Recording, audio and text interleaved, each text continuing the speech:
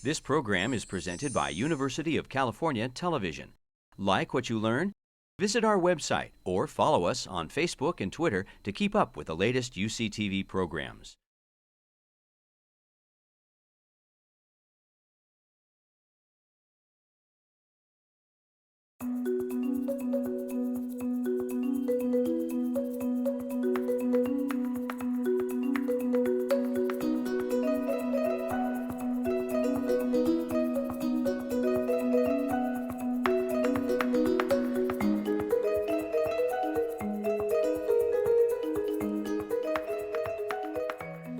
It's my pleasure to welcome everybody to the third of this year's Clark Kerr Lecture Series.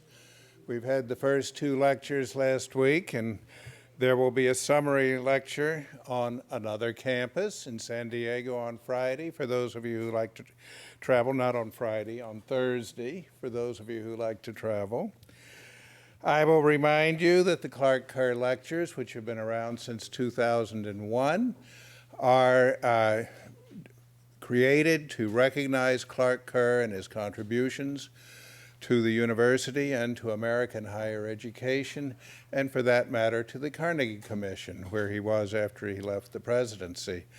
The lectures are jointly supported by the UC Office of the President and by the Carnegie Corporation of New York. Our lecturer this year still is Simon Marginson of the Institute of Higher Education in London and formerly of the University of Melbourne. He has been talking to us about the California model of higher education, globalization, and now for this third lecture we have the topic Bonfire of the Publics. After the question mark comes rebuilding the social foundations of higher education. Simon.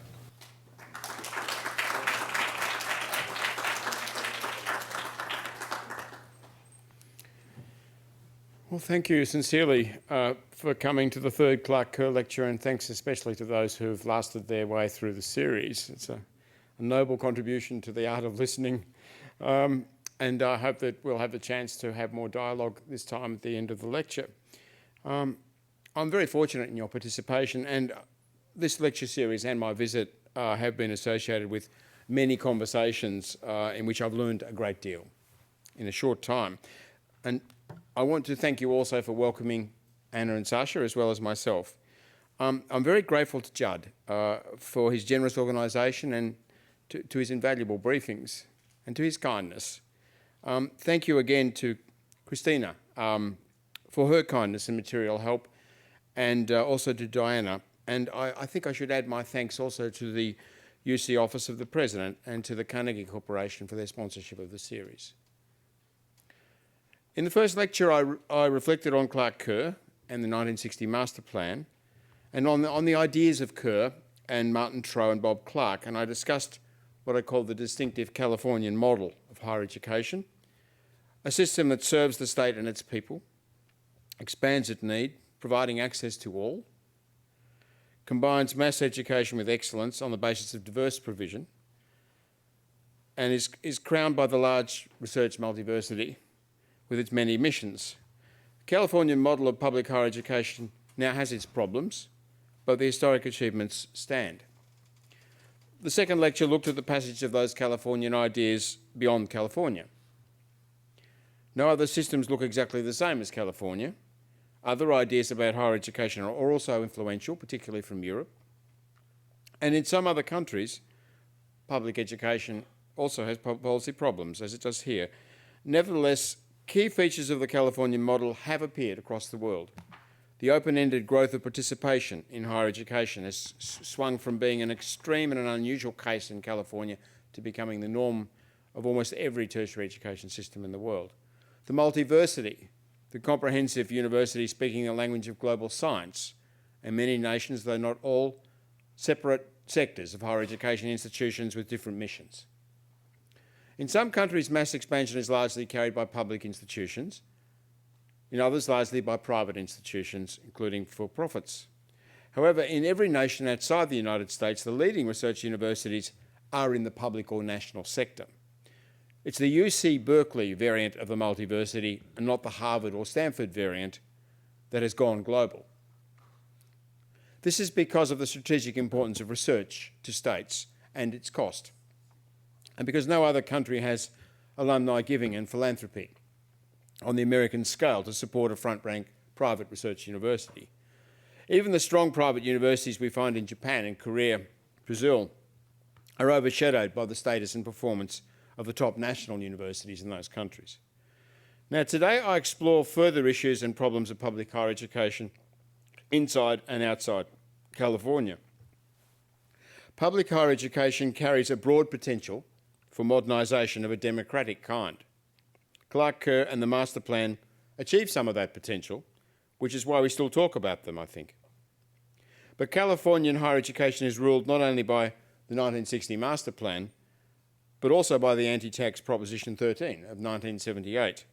The very idea of public or common benefits orchestrated by states is continually under fire from heavy ideological guns. It's a mantra. Private good, public bad. Competition good, cooperation bad. Markets good, public planning bad. In this setting, state fiscal policy has become profoundly dysfunctional, and it's been impossible to develop the master plan in line with changing needs. Will California allow the Californian model to go up in smoke? What might be the basis for a forward move to advance the plan's twin principles of access and excellence? It's impossible to consider this without looking at the deeper underlying issues that shape the context of higher education.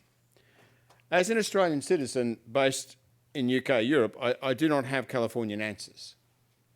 But some of those underlying issues also play out in the UK and in Australia too. Today I'm going to proceed in three parts. First, I'll discuss how Californian higher education is travelling, commenting on aspects of the multiversity, the CSU and community colleges, and I'll briefly consider what a renovated master plan might look like in the best of all possible worlds.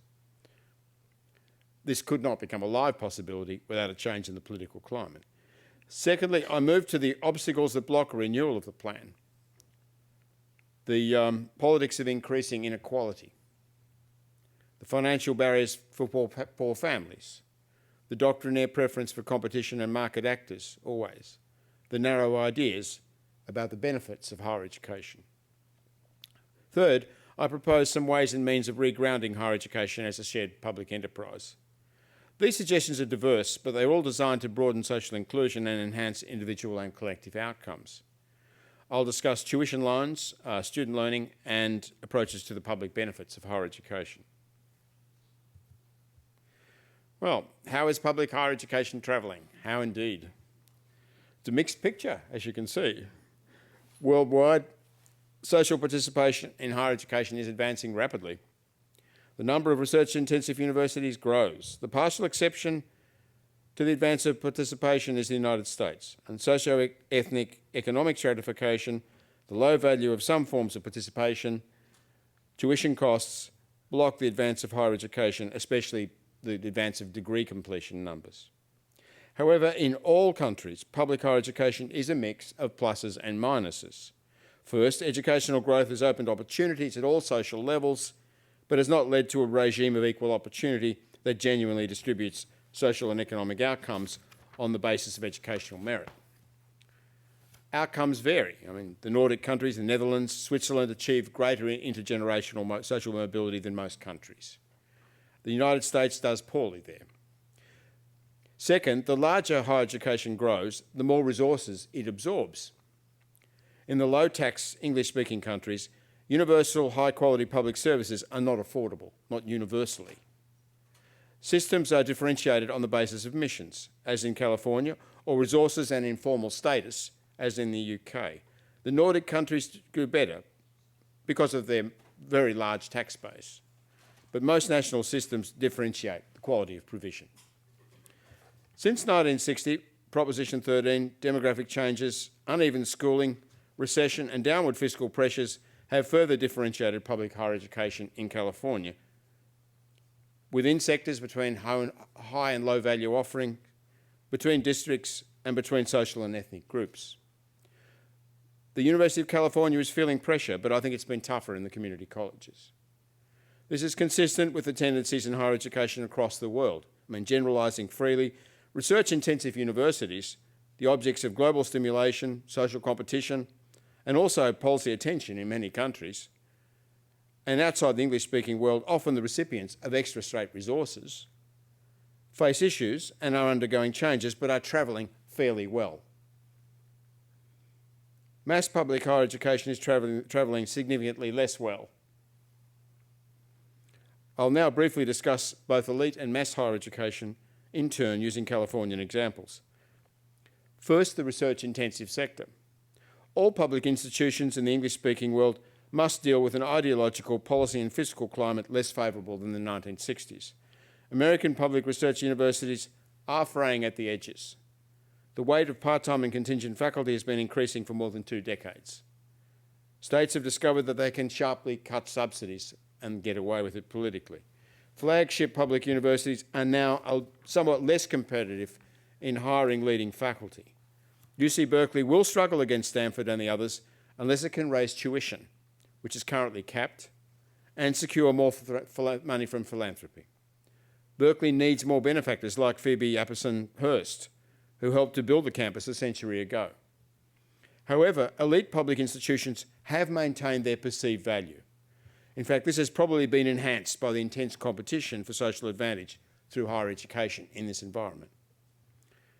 In his final 2001 chapter on the uses of the university, Clark Kerr listed issues affecting the multiversity, the impact of globalisation and of fluctuating American productivity, uneven rates of return to college education, the rise of for-profit competitors to non-profit higher education, the growth of mature student demand, the use of new technologies in learning, the rise of life sciences and continued unhappiness of the humanities, a partial shift in governing power to trustees and to state governors.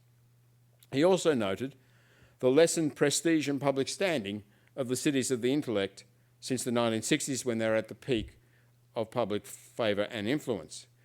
I think to that very prophetic list we can add diversity politics, gender politics, the further fiscal evacuation beyond Clark Kerr's time, the rise of performance management, which I think has changed the climate inside institutions, student agency and learning, its growing importance, and intensified competition. I'll now briefly remark on 4 of these issues: internal governance, discipline imbalances, technologies, and student agency. Intensified competition, for-profits, and fiscal evacuation and tuition will be discussed a bit later. First, then, internal governance. The managerial revolution on campus, I think, has been accomplished. Faculty will continue to share governance in a subordinate role overall. They will not manage budgets. They may have a hand on them at some point, but they won't manage them. If faculty ran universities, I think we would pay the price in delays, waste, and blockages of organisational creativity. Faculty time and expertise, in my view, are best used in the knowledge-specific domains for which faculty are trained.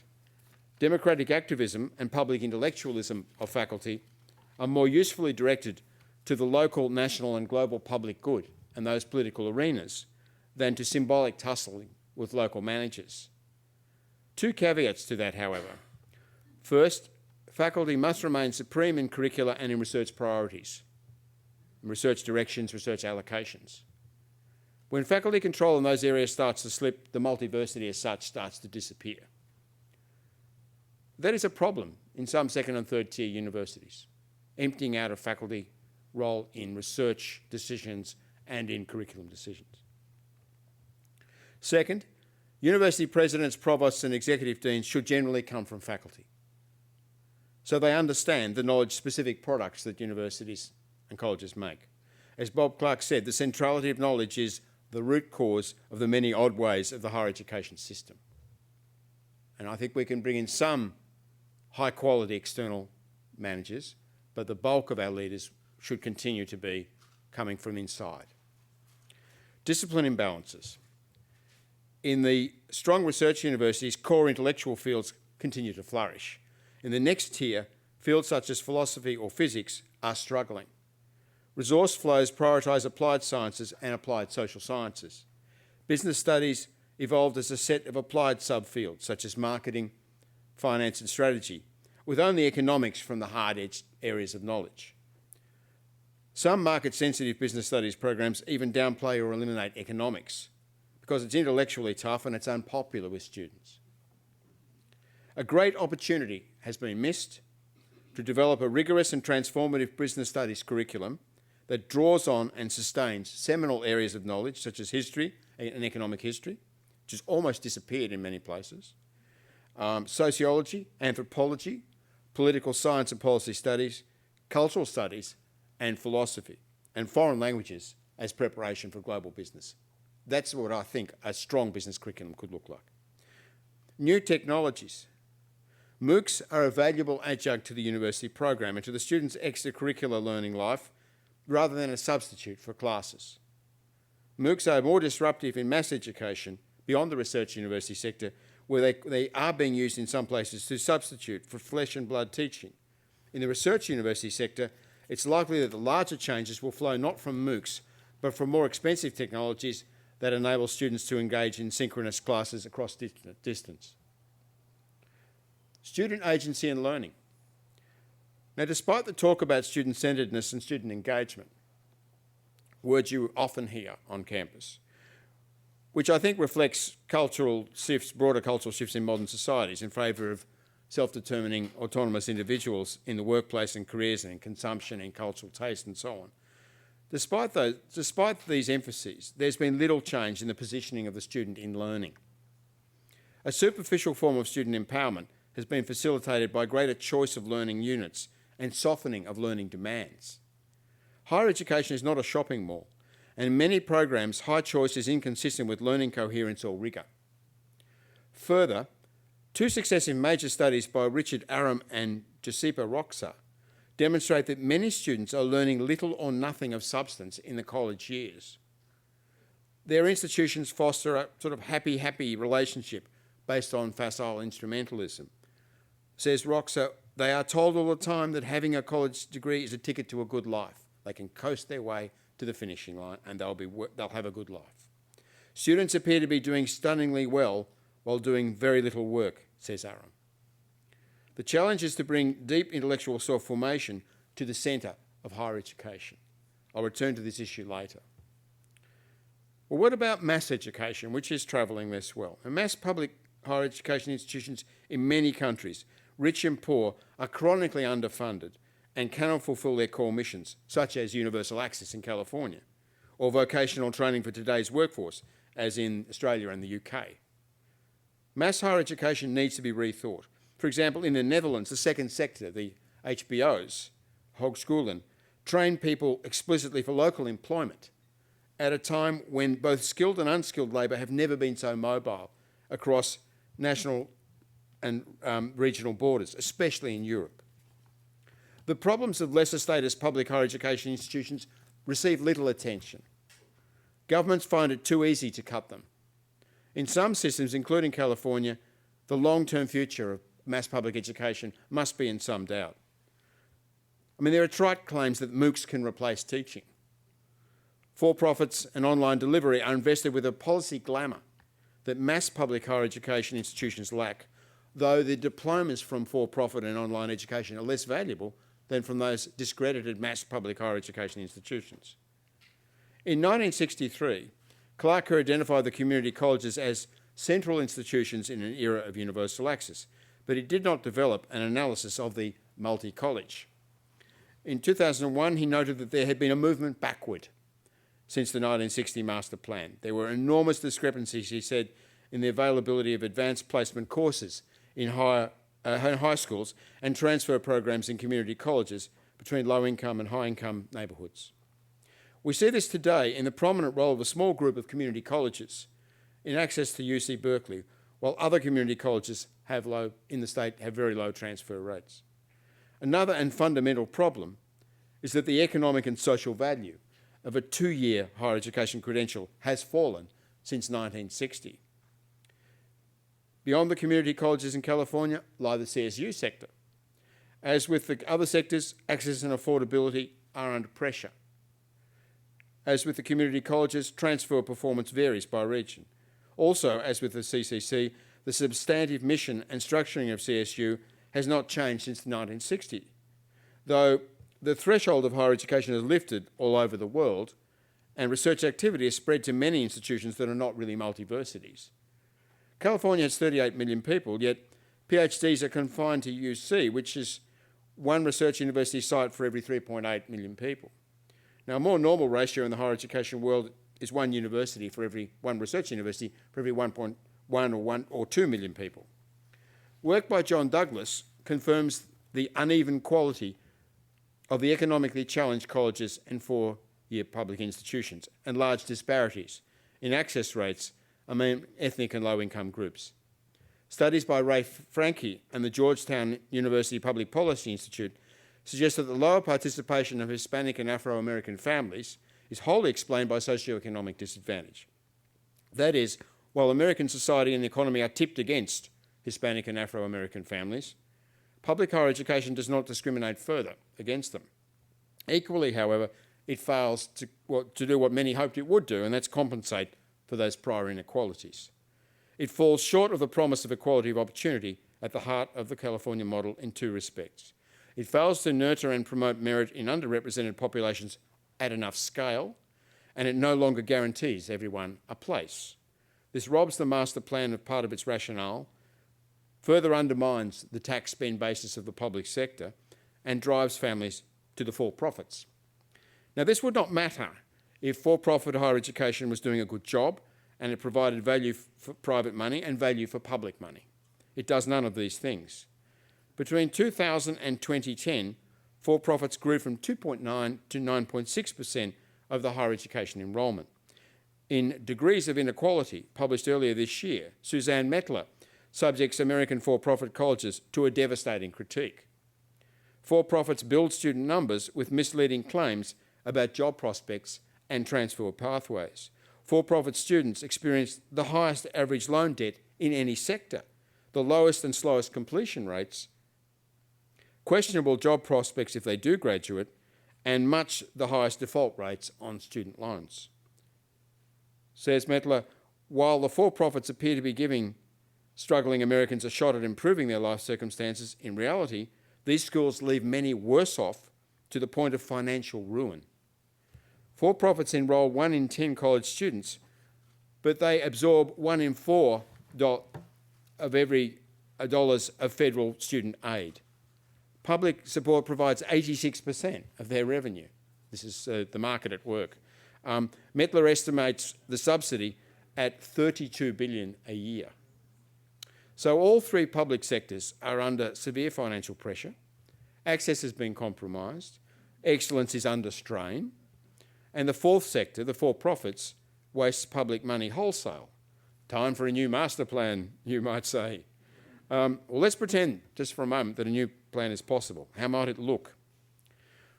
Well, I think everyone has an opinion about this, but I would suggest that in the best ordered utopia, a master plan would cover all sectors of higher education, UC, CSU, community colleges, and the private colleges, including the for-profits. Like the 1960 master plan, it would need to progress both research-intensive universities and access institutions at the same time, mobilising everyone in its support. Community colleges would move from local to state funding. See, I told you it was utopian. UC would be free to increase tuition, provided that the progressive tuition and high access regimes were maintained. In the best of all worlds, tuition would be covered by the income contingent loans repaid through the tax system. I'll discuss that later. Now, the 1960 mix of qualifications would be revisited. The higher education world has moved up since 1960. In most countries, the majority of higher education students are in 3 or 4 year programs, and in some countries, most students are in doctoral universities. Many CCC programs will be lifted to 4-year level, which is something already starting to happen. A second tier of research and doctoral campuses will be established in selected CSU sites. In the longer term, other CSU sites would merge with community colleges, thus creating 4 regulated sectors again, 2 sets of doctoral universities, Tier 1, Tier 2, public colleges and private colleges. Bill Tierney and Brian Rodridge Rodriguez of USC suggests an overall CCC-CSU merger as part of a process of upgrading the community colleges. They also suggest that all students who graduate within 4 years from the CSU should be guaranteed a free college education. But any new master plan would require more public money, quite a lot more public money to make it work. In 1960, there was optimism about the broad-based potentials of higher education. That optimism cannot be restored without a change in shared values and policies. At present, the political conditions are not there for more money, for long-term thinking, or for a unified public plan. Let's turn to the underlying issues then, the obstacles to public higher education and to its service to the state. The New Deal and post-World War II eras shaped Clark Kerr and the politics of the 1960s. Those times are long gone. The political present is led by the new plutocracy, the aristocracy of money, and there is growing economic and social inequality, sharply growing. This is associated with intense competition for high-value opportunities in the leading universities, coupled with the steep stratification of institutional value within the higher education sector, which in the United States, of course, is partly sustained by the Ivy League and is largely beyond state regulation. The facts of growing inequality are widely agreed. In 2012, Joseph Stiglitz published The Price of Inequality. In the last 3 decades, the bottom 90% in the US have seen aggregated wages rise by 15% in real terms. That's over 3 decades. The top 1% have seen a gain of 150%. In the partial economic recovery in 2009-2010, the top 1% seized an amazing 93% of the total increase in US national income. Not a bad recovery, that one. But most Americans are actually worse off than they were in 1997, with lower real incomes. Nor will public spending make up the gap. As Stiglitz puts it, the rich, needing few public services and worried that a strong government might redistribute income, use their political influence to cut taxes and curb government spending. This leads to underestimates in infrastructure, education and technology, impeding the engines of growth. In Capital in the 21st Century, published earlier this year, Thomas Piketty traces the long-term increases in economic and social inequality. And he discusses the role of higher education, especially high-status universities, in reproducing inequality. States Piketty, intergenerational reproduction is lowest in the Nordic countries and highest in the United States, with Germany, France and the UK somewhere in the middle. As I mentioned before, social mobility through higher education is significantly lower in the US than in Western Europe, a far cry from the situation 100 years ago. Piketty suggests that this is because access to the high-value institutions is more unequal in the United States, being correlated to both parental income and parental donations to Ivy League universities. He's got an amusing part about the concentration of parental donations around the time that their student children reach the age of entry, to Ivy League institutions. In short, a large part of the commanding heights of US higher education have been captured for the plutocratic social project of wealth formation and elite reproduction. And it's only really the top public universities that are able to sustain a broader mission. Now, we can now see that the 1960 Master Plan did not sufficiently challenge reproductive inequality in higher education. As Martin Troe saw it, under systemic differentiation, quote, the establishment of different sectors of higher education reflecting the status hierarchies in the larger society is an effective way of using higher education to buttress rather than undermine the class structure. But that underwrites the monopoly of the powerful in the leading universities. The master planners were strongly committed to upward mobility, but once ensconced, social elites can limit its extent. There are exceptions, poor bright students who break in, but not enough of them. Now here, the University of California does well with social mobility compared to the Ivies. Quite strikingly different in the pattern of access, but it's not large enough on its own to overturn the main national pattern. Suzanne Mettler agrees that equality of opportunity has run aground. Over the past 30 years, she says, our system of higher education has gone from facilitating upward mobility to exacerbating social inequality. The higher education system turns over something that, this is her quoting her again, something that increasingly resembles a caste system. It takes Americans who grew up in different social strata and it widens the division between them and makes them more rigid.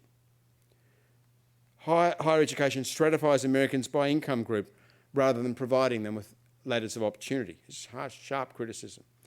Mettler focuses not on the leading universities, but on the failure of the equality project at the lower levels, the financial disadvantages faced by poor families, and the cul-de-sac of the for-profit sector where many have been enticed. She assembles strong data, the growing cost of tuition in public institutions, declining value of Pell Grants, while affluent Americans gain growing benefits from tuition tax policy, and the marked social differences in graduate completion rates between the social strata. The OECD Secretary General Angel Gurria stated recently, education can lift people out of poverty and social exclusion, but to do so we need to break the link between social background and educational opportunity. Clark Kerr and the 1970s Carnegie Commission understood this and were primarily focused on facilitating upward social mobility. Matters have regressed since. Mettler shows that in the United States in 2011, of persons in the top income quartile, top 25%, 71% completed college by early adulthood, and that had risen from 40% in 1970, so from 40% to 71% in 2011. In the bottom quartile, there had been an improvement.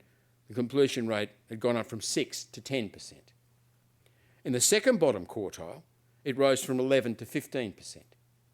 So the bottom half of the population is largely outside this process, and the top quarter is mostly inside it. It seems there is an iron-bound link between social background and educational opportunity. Who cares?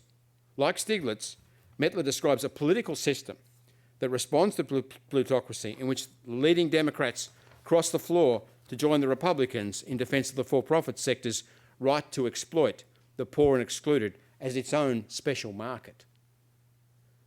And this political system also wants a higher education system in which every actor is permanently at war with every other. Intensified competition is manifest in two ways. First, social competition between students for access to the institutions that confer advantage, and we all know about that. Second, institutional competition between universities as standalone firms for prestige, research output and reputation, top students, top faculty, and resources. And the two forms of competition interact and reinforce each other. I said that elite reproduction and high-stakes competition go together. This is not simply because a place in Harvard Law School is a doorway to wealth, a highly valuable prize, something worth striving for. It's also because those who are very rich prefer open competition rather than distribution on the basis of merit or entitlement. The very rich can bring their lopsided resources to bear on any contest, to win any contest. And open competition, of course, legitimates unequal social outcomes. Now, in this hyper-competitive setting, a cooperative system model like the UC is outside comprehension. But in an atmosphere of intense competition, the effects do not stop at the boundary of the elite sector. They work their way down to the middle-level institutions as well. While competition can drive performance in specific areas, for example, university rankings drive universities to perform in the areas covered by the rankings, and the indicators covered by the rankings, competition absorbs resources and weakens performance in domains not related to measured competition, such as the provision of social access. There are not many rankings that are both reputable, highly regarded, and also centrally focused on provision of public access. As competition intensifies, it demands ever higher spending from institutions just to hold their position. The salaries of enrolment managers escalate like the salaries of football coaches. Now, these patterns will not be modified by good practice in the UC system. They can only be tackled amid a broad momentum for democratisation, a different mood in the country. It's likely this kind of momentum will develop. I mean, the emerging discussion about inequality is one sign of this. But this will not change higher education soon. We need to live with what we have. In the meantime, elite reproduction and high-stakes competition feed into a one-sided emphasis on the private economic benefits of higher education, and there's diminished regard for the shared public benefits of higher education, which are economic, social, intellectual, cultural in nature. It's as if those public benefits don't matter, or they will flow regardless. In turn, the shift in the public-private balance of emphasis onto the private side is feeding into and is fed by the anti-tax politics and the collapse in state funding for higher education. Now, in this instrumental setting, higher education finds itself judged solely by the private rates of return associated with degrees and the employment rates for new graduates. Fruits of the human capital metaphor I discussed in the first lecture, although Adam Smith and Alfred Marshall had a broader view of the benefits of education. It would take longer than we have today to expose all the fallacies in this limited idea of higher education. But briefly, first, the notion that the education-employment relationship is in lockstep progression creates unsustainable expectations about outcomes and underplays the transition between these two very heterogeneous worlds. Higher education and work are very different sites, as different in their way as, say, state and family. Second, private earnings cannot be solely attributed to higher education, but are also affected by social background, networks, individual personality and energy, and contingency. Like employment rates, earnings are closely affected by fluctuating global, national and local economies. What proportion should be attributed to university education? It's arbitrary. Third, higher education generates many other benefits, individual and collective. In Higher Learning, Higher Benefit, published in 2009, Walter McMahon provides a summary of the literature on those broader benefits. These include health outcomes of graduate and family and better public health, more prudent personal financial management by graduates, and greater economic and political stability in the country, better citizens' political participation, earlier and more widespread adaptation to technological innovations, enhanced communications, more diverse cultural activity, social tolerance of difference, and so on. More broadly, we could say that higher education is a pillar of civil society in many countries. Now, calculations of these benefits are, of course, assumption dependent. Nevertheless, it's clear that in modern societies, higher education touches many of the conditions of individual development and collective sociability. Higher education institutions will produce more and better benefits of this kind if those benefits are recognised in policy, valued, observed and monitored. Only a small proportion of university places can be associated with stellar careers. A one-sided focus on private economic benefits empties out the value of mass higher education, especially in the community colleges, both lowering their fiscal standing and reducing participation and completion, and diminishes the social contributions made by the UC system. In this climate, the individual UC campuses face a dilemma. Do they compete explicitly as high-brand providers of private outcomes, which they can do, pressing the state to free them to charge tuition consistent with the value of their degrees, which is high, diminishing their range of public service, converging with Stanford and other leading private universities and competing on that turf, which they could do? Or do they persist with a broad-based public and social mission, risking continued under-recognition and underfunding? Berkeley, UCLA, UCSD are well placed to compete on a standalone basis, but the breakup of the system would undoubtedly weaken some others. Now, there's little we can do from higher education alone to alter social competition and growing inequality at the root. But we can research it and we can talk about it. And we can expect selective private universities to be more meritocratic, like leading public universities. And despite the obstacles posed by low tax spend politics, we can press for tuition policies that modify the impact of social inequality, for example, income contingent student loans. We can also tackle the narrow definition of a product, the sole focus on private economic benefits. I've got two ideas about this. The first is about student learning. I call it higher education as student self-formation. The second is about defining, observing, measuring and enhancing the public goods produced in higher education. Now, I'll now take up these three themes: tuition loans, self-formation in learning, and public goods in higher education. I'll start with tuition. Now, in many, though not all countries, the share of costs borne by family and or student is rising. Higher education remains free in the Nordic countries, almost free in Germany and France, and below the $3,000 a year mark in almost the whole of Europe. On the other hand, tuition is climbing in the United States. It's already high in the UK and Australia, and the family pays the largest share of costs in most of East Asia. There, the lowest levels of tuition are paid by high-achieving students in the leading universities. They receive the best subsidies. Those students also tend to be from socially advantaged families, as in the United States. Nevertheless, knee-jerk tuition policies based solely on fee level can miss the point. The public character of higher education, its contribution to equality of opportunity, is shaped not by whether tuition is charged or by the sticker price, but by the combination of price, subsidies, exemptions, student loans, and university selection policies. The ultimate determinant of the public character of UC is who gets in. Students from poor families and first-generation higher education students are much better represented at Berkeley than at Stanford. According to John Douglas, both Berkeley and UCLA each have more low-income students than the whole Ivy League put together. 40% of Berkeley's undergraduates pay no tuition, 65% receive some financial aid, and half graduate with no debt. And the average debt of those that do graduate with debt is low. Berkeley's progressive tuition regime and UC's exclusive focus on needs-based aid are impressive to this outsider. At the same time, UC undergraduate degree completion rates are unmatched by any other public research-intensive university. Now, these factors would not change if Berkeley's tuition rose by 5,000 or 10,000. In fact, it's impossible to design a tuition regime that couples high charges with minimal deterrent effect and minimal socioeconomic bias. That is, a regime in which no student from any background is deterred on financial grounds. How? Income contingent tuition loans.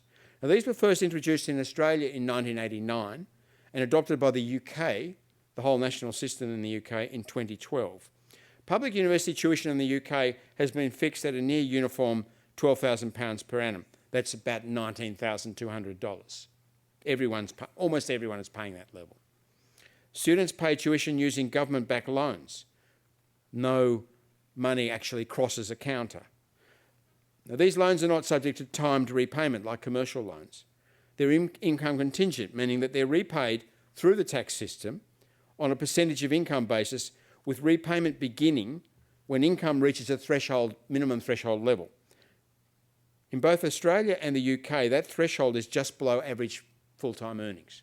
So few new graduates trigger that income threshold. Few new graduates are paying their tuition loan back. And the tuition loan is paid on the basis of taxation through the employer. So instead of being taxed at a rate of, say, 35%, you'll be taxed at a rate of 39%. Again, no money changes hands. You don't send cheques to the government. You just tax at a higher rate. And having been through the system, I have to tell you that you don't notice the payment process and then eventually your tuition loan is gone.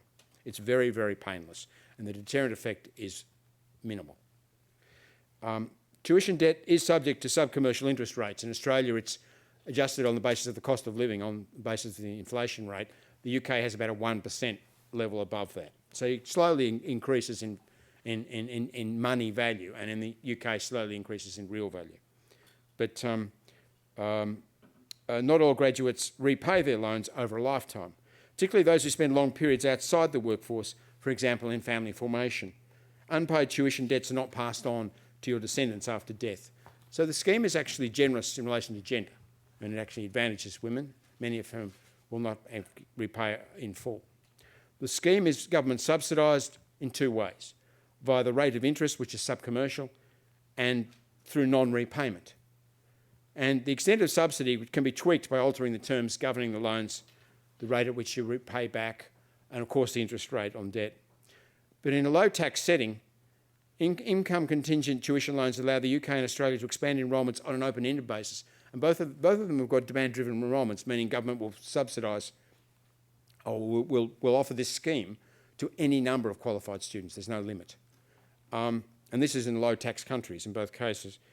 But because the governments know that graduates will eventually pay most of it back. In the UK and Australia, the public subsidy is variously estimated between 25 and about 40%. Although, of course, until the schemes have run for 30 or 40 years, no one will know exactly what the figure is.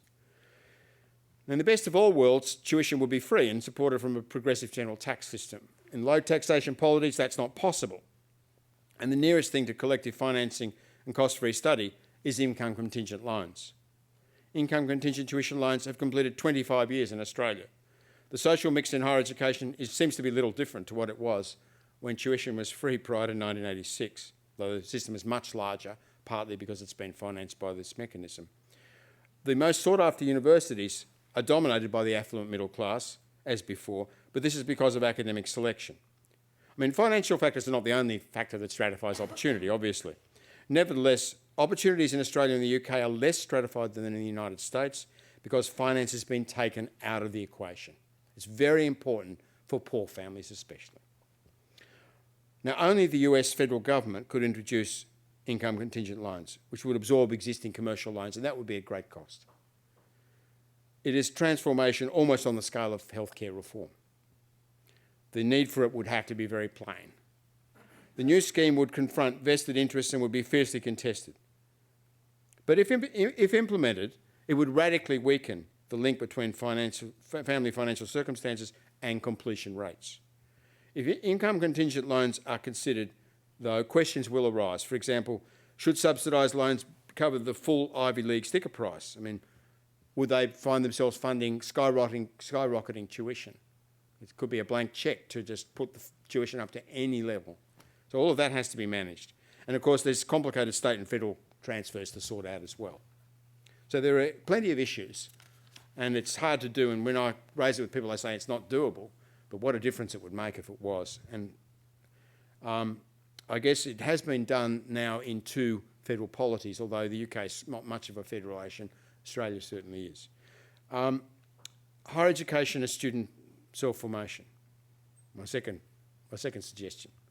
Now, earlier I said that the turn to the student-centred learning and student engagement had been superficial, mostly anyway, consisting of consumerism and softer learning demands, essentially a focus on customer satisfaction rather than transformative learning. Here the business model has reached into the heart of higher education to our cost. It's intellectual transformation that makes education truly exciting. The core problem is our inability to imagine the intellectual and personal self-transformations that many students already undergo. We need to put active and reflective students at the centre of our thinking. Rather than modelling students as semi-passive respondents, information and communication tools are ahead of higher education in many respects in positioning the student as a proactive decision maker. But disciplinary learning offers richer contents than Facebook. It's strange that after the 1960s and all that's happened since, and it's been about the autonomous student, self-determining their way through life, all of it. The higher education student is still imagined primarily as a person other-formed in the educational process rather than self-forming. Other-formed by teachers and teaching, by learning resources, by technologies, by the institutional environment, and by external stimuli such as market signals. But I think that picture, that one-way picture of a student other-formed, is fundamentally misleading. As I see it, learning in higher education, especially as you proceed further up the chain into graduate learning and to doctoral education, but even in first degrees, is an intentional and reflexive process of self-development, driven by conscious goals. Students learn to become because they want to become something different. Often, study and university attendance are just part of a larger personal project. These personal projects include preparing for work, becoming more skilled or employable, becoming wise in the discipline, entering into a field of knowledge, embracing it, finding a preferred identity, and I think that's something which a lot of students will talk about when you ask them, and working out a future. Student volition, the will, the agency of students, is prior to the learning program and supplies the energy in every act of learning. It's the essential resource, yet we downplay it in the way we imagine higher education. as Manja Kamenchik remarks in relation to student engagement research. The starting point of this research has been that student agency is shaped by the institutions, by the structure. Agency is shaped by the structure, very simple. And the focus has been on the question of how the institutions organise and use their resources to promote various forms of engagement. Rather, student engagement research should be focusing on the students, not the institutions, and examine not how their environment determines them, but how they appropriate, interpret, and in some cases alter that environment. Now, once we understand higher education and student self-formation, we can organise it differently. Students need a rights framework that will provide them with the social space and time in which to make decisions for themselves. They need financial support, information and skills to help them develop themselves and make choices. At the same time, we need to accept that higher education is only one social site where students are forming themselves and making their future, alongside work, and many work while they study, consumption, communications, travel, family, friends, and so on. Students should be encouraged to be active, thinking, and self-reflective agents in all spheres, if they're not already. But self-formation cannot be programmed, and it moves learning decisively away from a reduction to standardised economic objectives. Self-formation and its social meanings are determined by the student and are diverse. The notion of higher education as student self-formation creates room for many personal projects. I mean, it includes economic investment in the self as human capital. It includes formation of the self as a professional.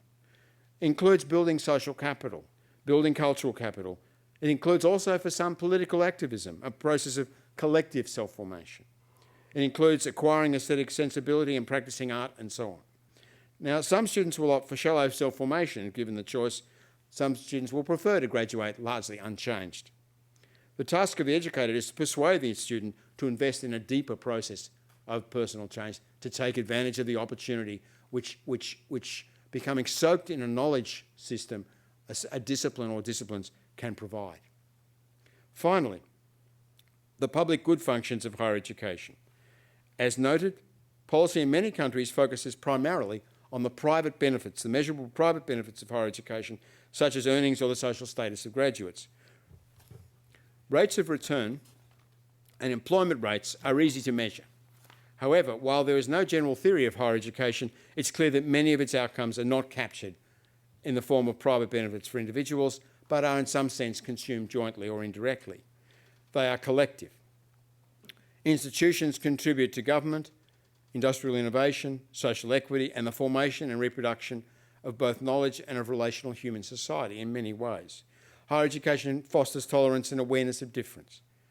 The public outcomes of higher education also include individual goods associated with these public collective benefits, such as the formation in students of capabilities such as social literacy and scientific literacy, effective citizenship, connectedness, economic competence.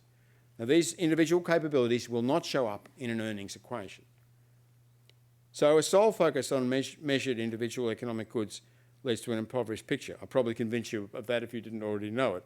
But the problem is that public goods are little discussed. There's no agreed nomenclature. There are many loose, vague, normative claims, not very plausible, rhetoric. Evidence-based approaches are underdeveloped. Social scientific approaches are underdeveloped. No discipline can do this wholly. I mean, economics gets you some of the way, sociology gets you some of the way, psychology can get you some of the way, but none of them will do it exhaustively. Collective goods, especially, are a difficult frontier problem in social science. Because the public goods are not identified, observed or measured, though, they're underfunded and they're neglected. We need to develop methods that allow us to grasp these public goods systematically and comprehensively. How do we factor in the normative element? For social goods are policy shaped, and some groups benefit more from public production than others, without losing the element of empirical observation, which is crucial if we are to move forward here. How can we move beyond a solely economic understanding of public goods without setting aside economics, which is part of the picture? How do we measure public goods while satisfying both inclusion, comprehensively, and rigour? In his treatise on probability, John Maynard Keynes said the qualities that are apprehended by social science can be divided into three categories. Those open to measurement and computation, those to which a precise number cannot be assigned, but are nonetheless capable of rank ordering, more or less, faster, slower, better or worse, and those that can be apprehended only in the exercise of expert judgment. Now, all three categories are relevant to understanding the public goods produced in higher education. Quantification is essential if we are to provide governments, public and institutions with greater clarity about public outputs, but it is also essential to observe and monitor aspects that cannot be easily measured or measured at all. I think this is an important project, identifying public goods in higher education, on which we can work together on a cross-country basis. The public goods produced in higher education include global public goods. Goods produced in one national system or institution that cross borders and contribute to other systems and the countries and populations in which they are housed. Now, these global public goods include research, and especially research on worldwide problems. They include also some forms of advanced training, people who move across borders for education, and things like protocols that affect people mobility. They're global public goods in higher education. By more precisely identifying global public goods in higher education, we can design and target strategies to enhance these global goods to our common benefit. Higher education has a deep capacity to address key global problems, such as ecological and social sustainability, that neither states nor markets alone are competent to solve. In sustaining and developing the Californian model of public higher education, and more precisely identifying the public goods that it produces, including the global public goods, there is much at stake. This is the slide that best summarises the 2014 Clark Kerr lectures for me. The public multiversity in the global era. That is my work. This has been an engaging experience, and I've learned much from you. I'm very grateful.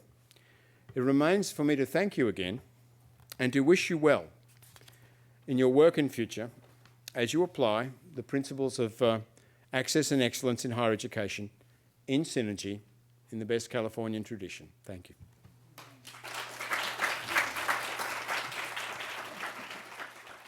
Thank you so much for this presentation. Very thought-provoking. Our governor, Jerry Brown, who you may know or may have heard about, was my governor when I was in high school, and now he's my governor again. I believe he's come back again.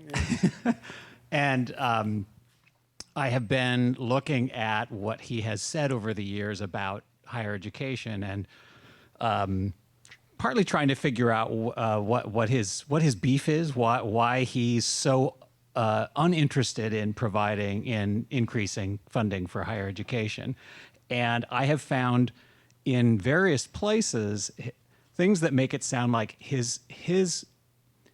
feels that the universities don't do and have not done, maybe even when he was a student here, your self-formation aspects, the creating a really thinking independent person, and people being more self-directed, and and I think that was part of his thinking when he went out and said, "Let's have MOOCs." He was sort of so frustrated. He's like, "Let students figure out their own direction. Give them these MOOCs," and that's really the only way I can match kind of his deep interest in education and learning and him kind of throwing this MOOC proposal out there.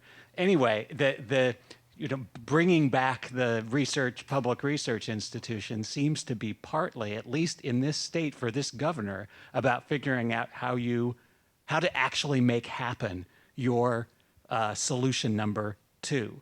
Do you have ideas about how we can do that? I mean, MOOCs are an interesting, paradigm for the times, aren't they? Because there's something very good about this form of delivery. It brings very high quality content, and at best very well designed, very communicative. It latches onto the way people use the internet really well. As you say, as Jerry Brown would say, it places the individual in the centre of the picture. It allows them to, as they do with cultural content in general, manipulate this particular set of offerings as they will. And the fact that MOOCs don't have high completion rates may not be a terrible thing in itself. Not every book you read because you're going to be assessed on the basis of it at the other end. but you may learn a lot from that book. And we can understand MOOCs as a sort of general educational tool, a sort of form of extension education. See, one thing that, you know, if we wanted to seize on the times a bit more effectively, one thing we might do is say, this is a great service we can provide the people of California.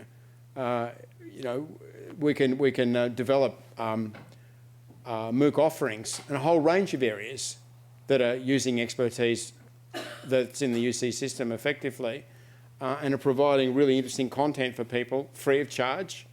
And we can help people learn how to use it most effectively as well. And all of that can be done once you go through the considerable expense of establishing the platform and the particular units. You can then distribute, you know, with no extra cost to any number of people, or virtually no cost. So I mean, that is a valuable new educational tool we have. I like it because I think it brings rich contents much more, you know, much closer to people in a way which they can use them effectively. But the idea, of course, the problem is the either or, you know, either MOOCs or conventional delivery. I mean, clearly MOOCs don't do what orthodox teaching and learning does, or credentialing, in the whole range of ways in which they fall short, in fact, of being able to do those things. I mean, the idea that you can simply eliminate teaching and then expect the teaching function to somehow be captured in some other way, I think is foolish. I think the self-formation idea depends on the sustaining of the teaching function. You know, it depends on the teaching as a resource, as a sort of mentoring function alongside students piloting their way through the world. And once you take the teacher out of the picture, you get a radically impoverished capacity. There's that. Some people will be familiar with the work of Vygotsky, the great Russian educationalist of the educational psychologist, the social psychologist of the 1920s, and he's been very influential in the last 20 years. I think he's been kind of revived in a way. Now, one of his arguments is that there's a period of people's lives where they're in the zone of proximal development, where, as he called it, where they can only learn effectively when they're working with a mentor or with a senior person. And when they go through that stage, they can then work on their own. Now, I think that higher education is what it provides is a zone of proximal development, you know, where it has these larger people resources available. And that's a richer experience than MOOCs alone can provide, even if you're just talking about use of MOOCs. So it's the either or that's the problem. I mean, I don't quite understand the biography, Jerry Brown, because I know he's a UC student, a graduate, or I think, or former student himself. Maybe his experiences then have shaped his view now of the potentials and the actualities of higher education, as is often the case with political leaders. And it's surprisingly difficult to sway people from those early impressions once they're solidly formed. A related question to MOOCs. I would like to learn your take on about the future of open education. As we know, open education has been utilized in many developing countries, and we have like mega universities, which has 1 million or 2 million students in India, in Iran, Thailand, in Turkey, in Taiwan. Yeah. What's your take on the future of open education? Well, I'm sure it's part of the mix. It's not a substitute for everything else. It's hard to get away from the value of full-time, attendance-based, class-based education. I'm not arguing for the lecture form here, but the seminar form I think is quite viable. And open learning can't give you that. And I guess, though, that open learning's got more potential than it's ever had because of the potential for interactive communications at the base of it. And I certainly had the experience of working initially in a sort of delivery-based open-ended open learning framework when I was at Monash University some years ago.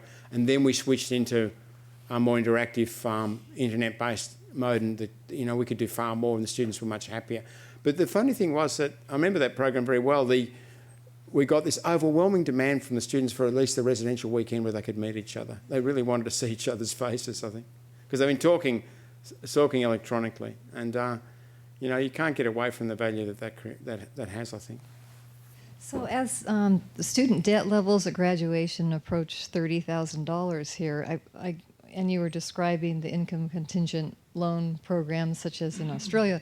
I'm wondering just the level of tuition here being so much higher, if there would be, what your thoughts might be if that would be complicated by the very much higher tuition and debt levels. I don't know what the average debt level is in Australia. No, actually, well, it depends what we're talking about. When we're talking about the UC system, or we're talking about the IBs, or I mean, because the contrast in terms of debt is enormous.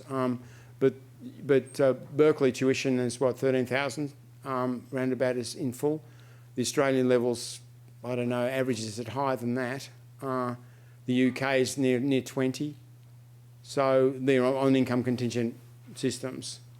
So, I mean, it depends. In Australia, it varies by discipline.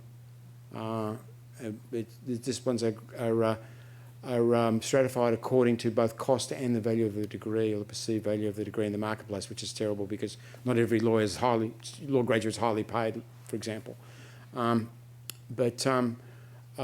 Income tuition loans allows you to carry high.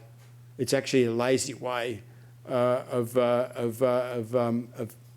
operating, because it allows you to carry high tuition, and governments tend to then withdraw their subsidies further, and the tuition just goes up quite quickly in income contingent systems. We haven't really seen the ceiling of what they can charge. I think the UK and Australia will both keep going up for a bit longer, to the point where they're now exceeding the actual cost of courses in some areas. So these income contingent systems are actually generating surplus, and in some discipline areas, which I think is problematic. So you need a sort of independent commission to run these schemes to make sure they're not wasting public money. I guess the second part of that question is, what happens with marriages if you're tying it into earnings? Someone with a 30,000 debt level but doesn't work ever. Well, I think if the individual carries the debt, that's how it works. It's not transferable. Right. So if that person, the graduate, doesn't work, they do not pay. Well, they just keep their debt, if they're not triggering the repayment threshold. But you're not judged according to family income, you're judged according to individual income. Let me ask a question that relates to that last one. As the income contingent loans were instituted in Australia and in the UK, there needs to be an initial source of money to keep things going while everybody has the loan. Is it a large bond issue or what? The governments are not paying tuition directly to the university. That's right. So governments The provide. government must. Is it doing it through a bond issue or how? I don't know about the bond. Governments provide direct grants, which are equivalent to the money which the students are obliged to, that they're incurring as debt. But they've had to take the initial expense. The government has. Yes, that's right. Governments put money up front, and then students pay it back as a loan. Mm-hmm. That's basically what happens. That's what I mean about public underwriting. So finding that big chunk of money. So it looks like a lot of money at the start for government, but it's money which is in a different place to the to recurrent expenditure on the public accounts, because it's in a loan structure, and there's an expectation of repayment. But the government also has to factor in non-repayment as part of that calculation. Mm-hmm. And the calculation of non-repayment is quite arguable, and most of the British debate is about how much is going to come back, which projections are right, and whether the scheme is costing more than the old scheme or less. Or So you have given us 3 remarkable lectures and a lot to think about. But I want to bring us back to the very specifics. Today especially has been a very high-minded lecture. And Judd, for example, was asking you a question of where are we going to get the money. So I want to put some very specific issues on the table, especially if we're coming back to the master plan. One of them is politics. The other is students, and even parents. So, I mean, what you're telling us requires a kind of revolution in our thinking, first of all, a revolution in our financing because of the way you want to contribute to the students, and even a revolution in the way students come prepared to the university, and how they can use what the university has to offer. Now, those are all very large projects, to say the least. Does that mean, to be very specific, does that mean that that is the only way to salvage the project that we have here in California? That is, it's only if we do these 3 major reconstructions, which would require literally taking on the state, taking on the high school system in terms of how students are educated, and whether they come here prepared to do with what we have to offer, the kind of self-formation that you're suggesting. My own experience, for example, has been that that is true for older returning students, but when I deal with an 18 or 19-year-old, I frequently do not have a student who's prepared to do those things. That doesn't mean there aren't some, but in general, you don't have that kind of student. Yes, that's a good comment, Paula. I would say that of the 3 big items, tuition reform is a federal issue, which the ground needs to be prepared, and it's not an instant issue, obviously. But if there's another administration which roughly is similar to the current one for another 8 years, that probably would allow enough time to get it on the table as a possible big-scale government reform. And clearly, the cost of student debt and the problem of access to community colleges are both issues that the present administration is aware of. So if you like, the beginnings are there of the politics of getting that issue on the table and getting some kind of machinery discussion going. But I mean, I think it's not quite as big as healthcare because there's not quite as many industries and vested interest involved, but it's still, I don't underestimate the problem. And of course, healthcare is not being a completed reform process at all. And it's a question of how important it is in the country in the end. But it is a great reform for a federal government because it hits everyone at once. It does so much good for so many people simultaneously. It's very attractive politically from that point of view. Once people have can grasp it and can run with it, they can see the benefits.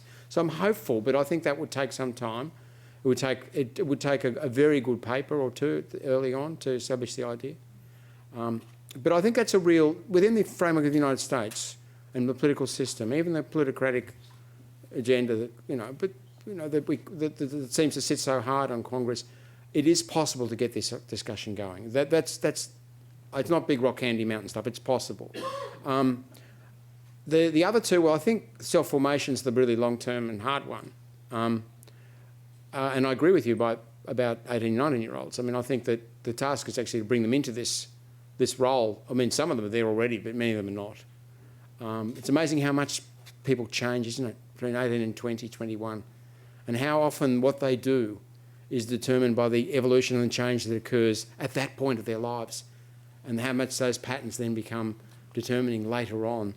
So it's trying to tap into that process which they're undergoing, and we're not making them do, but they do for themselves just by the process of maturation at that point. I guess that's what I'm talking about. But I think it really is quite long-term and quite high-minded, but, that's the high-minded one.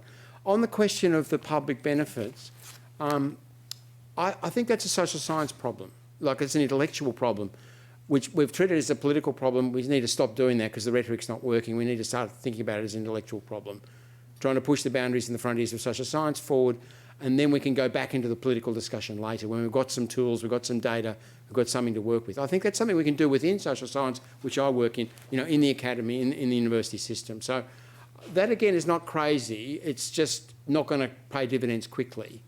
I think tuition reform's the big practical proposal. I know it's large, but I think that there's a chance that could happen here.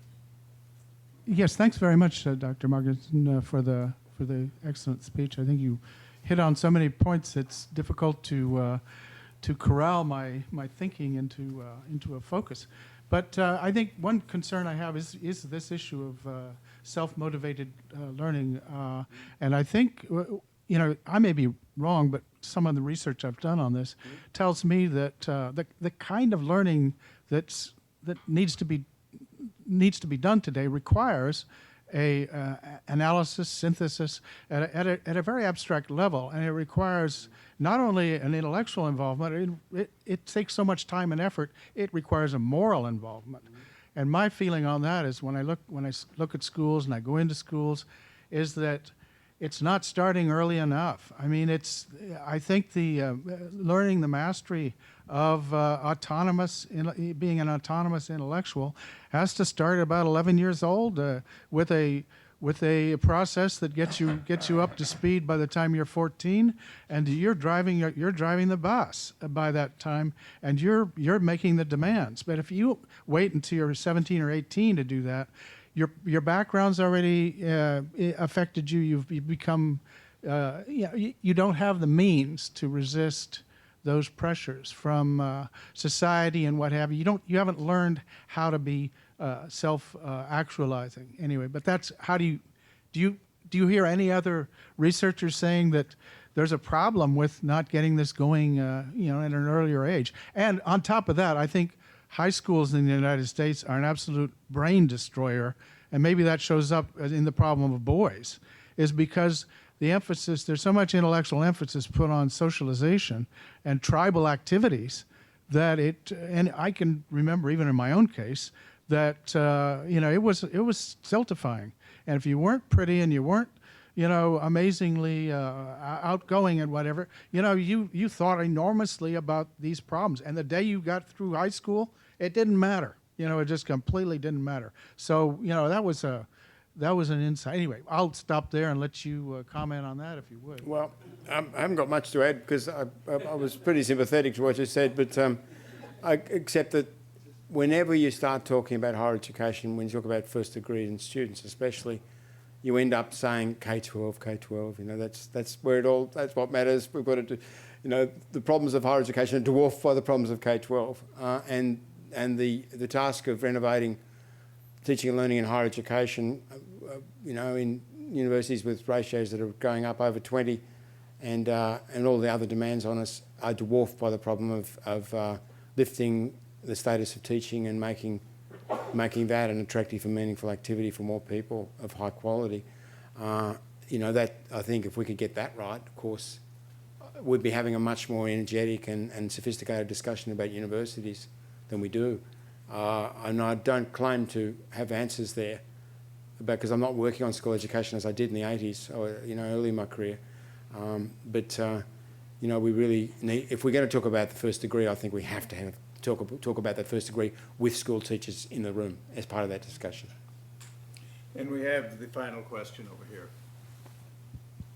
I wanted to ask you to comment on two aspects of education, higher education. One that I would say characterizes the California model, an aspect of access, which is the opportunity for taking multiple routes to higher education, both in age and in different trajectories of institutions, et cetera, and how you think that may have been changing over the time you've seen it and what prospects it has. And the second one having to do with the role of professional education and the way that it is changing and shaping in the public university system. I don't think I've got enough data. Going into at different levels now, and the role that you think, the best ways that you would like to see professional education be either separate from or part of a public higher education. Yeah, I just don't think I know enough about the system here to answer those questions well. Especially the first question about different routes, except that I guess that I don't like one-chance systems. I don't like social selection all happening at 18, 17. It worries me a lot. And I think, alternate routes and second ways in and third ways in, and particularly the use of access institutions in that regard are very attractive. And we need, I think, to think about professional education in the formal sense of, the professions in terms of different ways into professional training, different levels and different points, because people mature in different ways and they prepare themselves in different ways for those training programs. As for professional education in the larger sense, I'm not sure, except that I guess that that for professional education to be really effective, it needs to be lodged in terms of credential-bearing programs, so that the activities people need to have the option of banking their shorter courses into larger qualifications and so on, and those structures need to be inventive and handled well. But honestly, the question you've asked me, and as an outsider, would require me to say, I think, to spend 3 or 4 months at least on the problem before I can answer properly. So I apologise for that. What I read about wasn't those issues really, although I began to read about alternate routes and how the community colleges worked. I got quite interested. We come to the end of the 2014 Clark Kerr Lectures on the role of higher education in society. It has certainly been a stimulating experience for all, and I know you join me in that. Our considerable thanks to you, Simon Marginson. Job well done.